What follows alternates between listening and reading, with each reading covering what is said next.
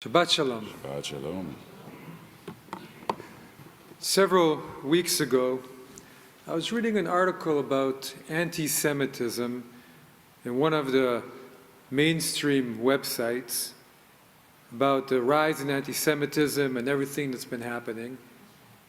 And I made the mistake of looking down to the talkbacks and comments. And it was shocking. Hundreds of comments, and comment after comment, some completely overtly anti-Semitic, and some just excusing anti-Semitism. Well, we Jews control all the media and the government. Or look at all the Jews in the news. Of course people don't like us. Or what Israel is doing to the Palestinians worse than what we experienced during the Holocaust. Or we're just overblowing the whole situation and we should be focusing on other people's oppression. And it was strange, but it really brought home to me what we've been seeing and hearing from so many outlets and organizations, which is that anti-Semitism is on the verge of being normalized. And that it, for a long time, was a group that was so small and so fringe that when their voice came out, it was quickly silenced and put aside and condemned. And now it's coming out from so many different directions and from so many different places, and perhaps most worrying from quite a large and sizable, seemingly, group of people.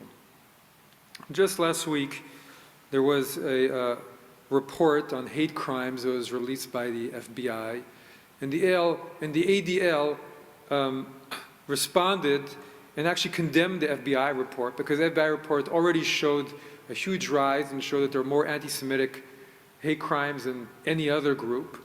But there was some error in the reporting, and that didn't even include all of the acts from New York or Los Angeles or some other metro areas where there's been such a huge rise in anti-Semitic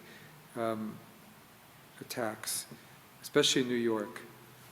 So it made me think of some of the anti-Semitism that I myself have experienced over my life, from the overt and deep-seated in France, and teacher telling me, talking about the World War, where the Jews kind of deserved it, didn't they? And even walking around the street here with the kippah and being called a Jew, or what happened at our synagogue a few years ago. It's been, unfortunately, part of our Jewish experience for a very long time. And we'd hoped it'd gone away, but it's been let out of the bottle again. And as we read in our parsha this week, Joseph's experience with, maybe among all of the different patriarchs and matriarchs, his feels the most like what we know to be the experience of the Jew in exile. He ends up all alone again and again. First, his prized coat torn away from him in a pit, sold by his brothers to traveling merchants of gum and incense. And he does not know what lies ahead or what's going on. He ends up in Egypt and sold to a wealthy official, again does not know what's going to happen to him.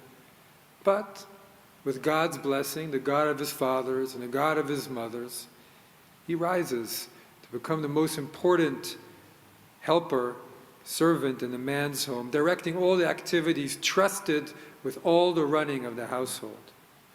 But as we know, the man's wife develops a liking to him, and when he refuses her advances, she frames him and accuses him of precisely what he had rejected doing because of his high morals, and he ends up in jail.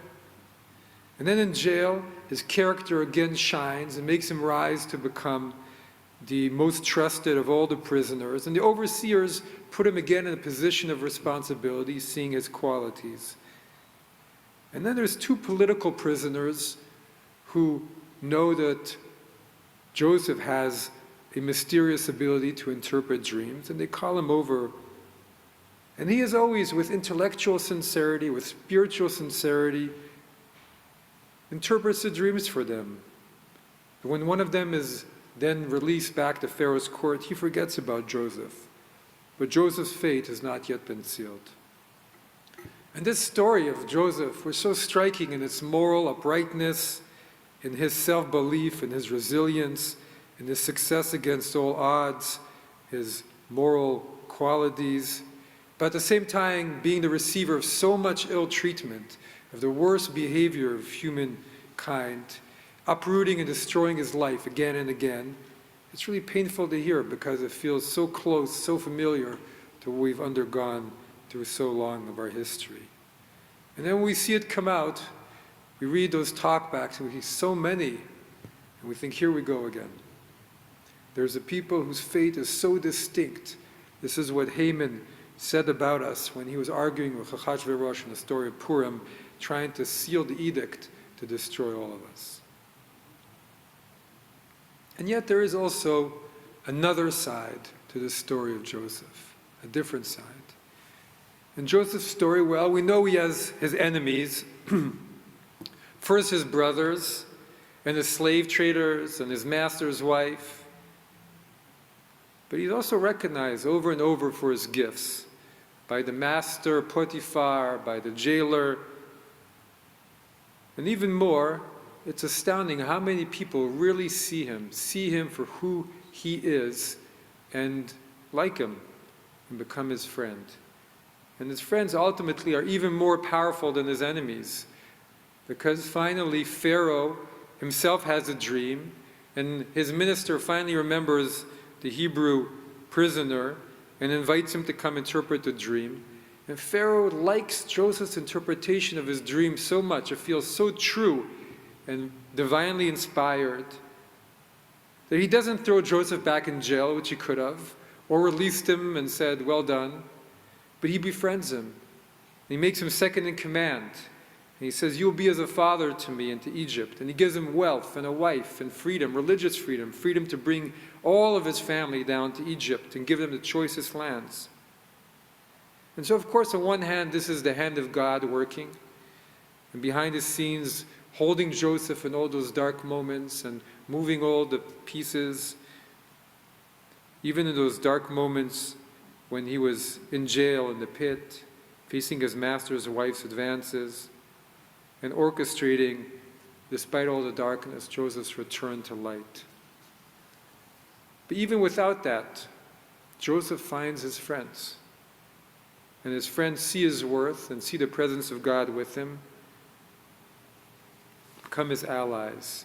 Perhaps he brings out the worst and the best. And ultimately he is redeemed. And last week also, the White House announced the creation of a special anti-Semitism task force. And despite the rise of anti-Semitism, we still have a lot of friends. And there are rallies all over the nation, anti-hate rallies are being planned. And many of them, for the first time in a long time, have anti-Semitism at the center of what they're doing and not far down the list. And there'll be one here in Oak Park. Unfortunately, I'll be out of the country, but we will be well represented. And I can say that many more times than I myself have experienced anti-Semitism, many, many more times I have met people who are not Jewish and who love the Jews and who know more about Judaism than many of us do and who express it and are willing to act on it. Because as much as we are the lightning rod for all the simple hate and the low thinking and the conspiracy theories, we're also seen by those of worth for what we try to bring. We don't always succeed, but we also try, and there are many times where we are blessed to succeed.